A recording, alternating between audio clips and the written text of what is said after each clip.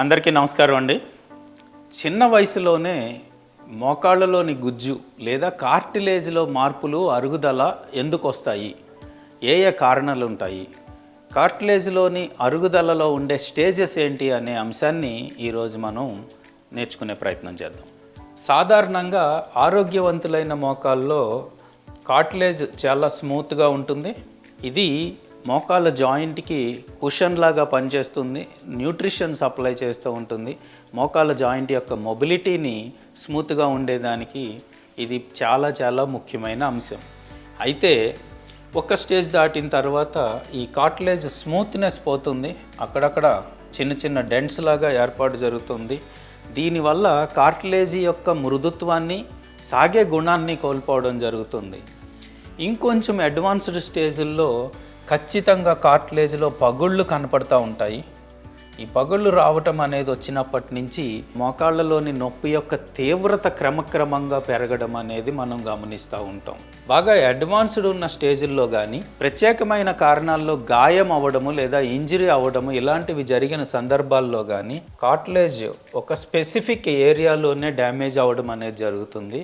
ఇటువంటి స్థితుల్లో పగుళ్ళు ఉన్న చోట కానీ ఒక ప్రత్యేకమైన ప్రాంతంలో మాత్రమే కార్టిలేజ్ డ్యామేజ్ జరిగిన వారిలో కానీ ఈ పిఆర్పి లేదా స్టెమ్ సెల్ థెరపీ లాంటివి అత్యద్భుతంగా పనిచేస్తున్నటువంటి సందర్భాలు మనం అనేకం చూస్తూ ఉన్నాం.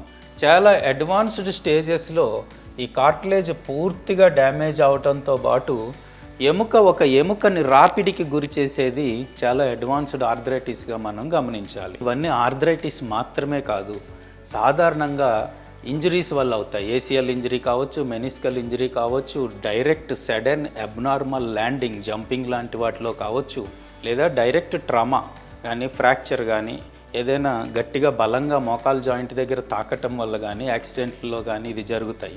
రెండవ అంశం మోకాళ్ళ యొక్క అలైన్మెంట్ సరిగా లేకపోవటం, బాగా వ్యారస్ కానీ వాల్గస్ కానీ మజిల్ ఇంబ్యాలెన్స్, మోకాళ్ళకి ముందు వెనక ఉండే క్వాడ్రిసెప్స్, హ్యామ్స్ట్రింగ్స్ యొక్క బలాల సమతుల్యతలో కూడా చాలా గ్యాప్ ఉండడం వల్ల కూడా అధికమైన ఒత్తిడి కార్టిలేజ్ మీద పడటంతో పాటు దాని మీద డ్యామేజ్ ఎక్కువగా జరుగుతూ ఉంటుంది. మరికొన్ని ప్రత్యేకమైన సందర్భాల్లో మోకాళ్ళ లోపల మనకి సర్జరీల తర్వాత ఏసిఎల్ రిపేర్ కానీ మెనిస్కల్ రిపేర్ తర్వాత కానీ ఈ కార్టిలేజ్ డ్యామేజ్ వేగవంతం అవ్వడాన్ని మనం గమనించుకోవడం జరుగుతుంది. కొద్ది మందిలో న్యూట్రిషనల్ డెఫిసిట్, వైటమిన్ డి బాగా లోపల ఉండడం, న్యూట్రిషనల్ డెఫిసిట్స్ ఉండడము, ఇన్ఫెక్షన్స్ వచ్చి తర్వాత కోలుకున్న వారిలో కూడా చిన్న వయసు అయినప్పటికీ కూడా కార్టిలేజ్ డ్యామేజెస్ మనం ఎక్కువగా గమనించడం జరుగుతూ ఉంటుంది. దీన్ని మస్కులోస్కెలిటల్ అల్ట్రాసౌండ్ ద్వారా ఎర్లీ స్టేజ్లోనే గమనించవచ్చు. కొన్ని ప్రత్యేకమైన సందర్భాల్లో ఎంఆర్ఐలు కూడా మనము ఉపయోగించుకోవాల్సి ఉంటుంది. కానీ సర్వసాధారణంగా సింపుల్ ప్లెయిన్ ఎక్స్రే ద్వారా అనుభవజ్ఞులైన వైద్య నిపుణులు దీన్ని ముందుగానే గుర్తించి దానికి తగిలినటువంటి సూచనల ద్వారా మనం త్వరగా కోలుకోవడానికి అవకాశం ఉంటుంది. Thank you.